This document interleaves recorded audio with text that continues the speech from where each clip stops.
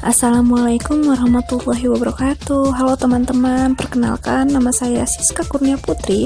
Saya dari jurusan Asuransi Syariah dengan NIM 171430010 Universitas Islam Negeri Sultan Maulana Hasanuddin, Banten yang sedang melaksanakan kukerta daring.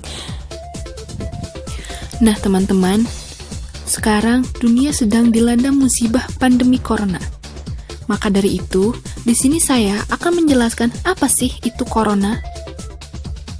Teman-teman, beberapa tahun ini memang muncul sejumlah virus yang mengakibatkan penyakit-penyakit baru.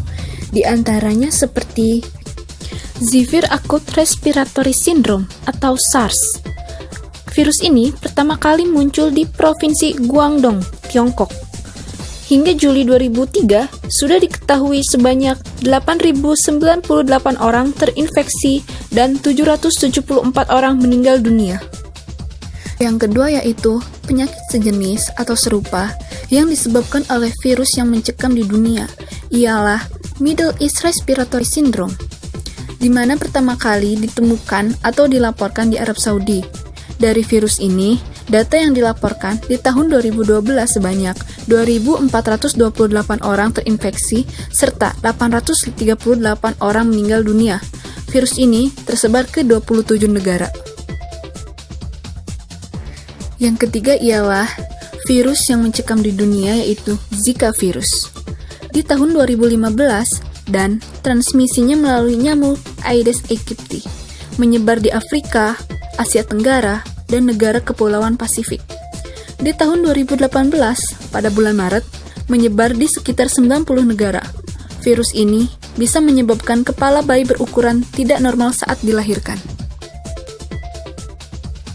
Dan sekarang, virus yang mencekam di dunia ialah Coronavirus Disease 19 atau COVID-19. Apa itu COVID-19? Mari simak penjelasannya. COVID-19 merupakan penyakit menular yang disebabkan oleh jenis coronavirus baru. Menurut WHO, jenis virus corona terbaru ini masih satu keluarga dengan virus corona penyebab dari SARS dan MERS. Virus ini ditemukan pertama kali di Wuhan, Tiongkok pada akhir tahun 2019. Sebaran virus dari Wuhan yaitu dari Pasar Seafood Huan-Huanan. Sebagian yang terkena virus ini yang telah melakukan perjalanan dari Wuhan. Kita ketahui, Wuhan sendiri memang diketahui memiliki bandara berskala internasional, di mana terdapat penerbangan ke 109 destinasi di 20 negara, serta 77 penerbangan dalam negeri. Selain itu, Wuhan juga memiliki pelabuhan besar. COVID-19 dapat menyebar dari orang ke orang melalui percikan dari hidung atau mulut yang keluar dari orang yang terjangkit.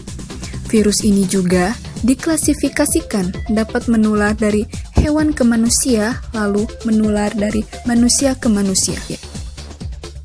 Virus ini menyebar dengan sangat cepat dan telah menyebar ke semua negara, termasuk Indonesia, hanya dalam waktu beberapa bulan.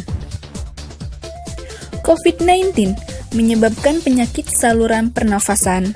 Gejalanya seperti demam, cepat lelah, pegal linu, nafas susah, sakit tenggorokan, dan batuk kering. Jumlah terpapar COVID-19 di Indonesia update 5 September 2020 pukul 12 waktu Indonesia bagian Barat.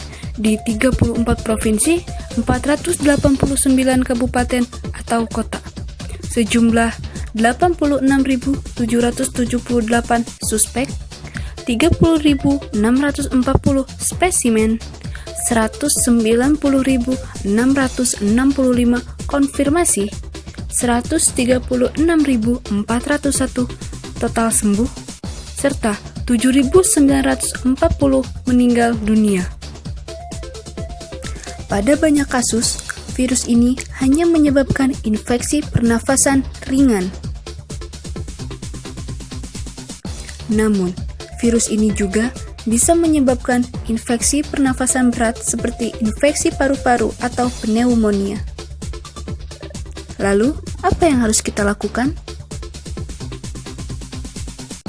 Yang pertama yaitu rajin mencuci tangan. Rajin mencuci tangan menggunakan sabun dan air atau antiseptik yang berbahan dasar alkohol. Selanjutnya yaitu hindari keramaian. Selalu menjaga jarak kurang lebih 1 meter antar sesama. Yang ketiga yaitu menggunakan masker. Selalu menggunakan masker ketika hendak keluar rumah atau bertemu orang. Yang keempat yaitu tetap di rumah. Tetap di rumah jika dirasa tidak memiliki urusan penting di luar. Teman-teman, ketika kita diuji seperti sekarang ini, sesungguhnya Allah sedang menguji kesabaran dan keimanan kita kepadanya. Semua ini sudah tertulis dalam kitab suci Allah yang tertuang di Quran Surat Al-Baqarah ayat 105 sampai 157 yang berbunyi, "Dan kami pasti akan menguji kamu dengan sedikit ketakutan, kelaparan, kekurangan harta, jiwa, dan buah-buahan. Dan sampaikanlah kabar gembira kepada orang-orang yang sabar, yaitu orang-orang yang apabila ditimpa musibah, mereka berkata, Innalillahi wa inna ilaihi roji'un. Sesungguhnya kami milik Allah dan kepadanya lah kami kembali. Mereka itulah yang memperoleh ampunan dan rahmat dari Tuhannya, dan mereka itulah orang-orang yang mendapat petunjuk." Nah, teman-teman, jadikanlah ujian kita ini sebagai pengingat kita kepada Allah Subhanahu wa Ta'ala. Tetaplah kita berhusnuzon kepada Allah dan bersabarlah dalam menghadapi ujian ini, serta mari kita memperkuat iman kita untuk bekal di akhirat nanti, karena sesungguhnya Allah tempat kita kembali.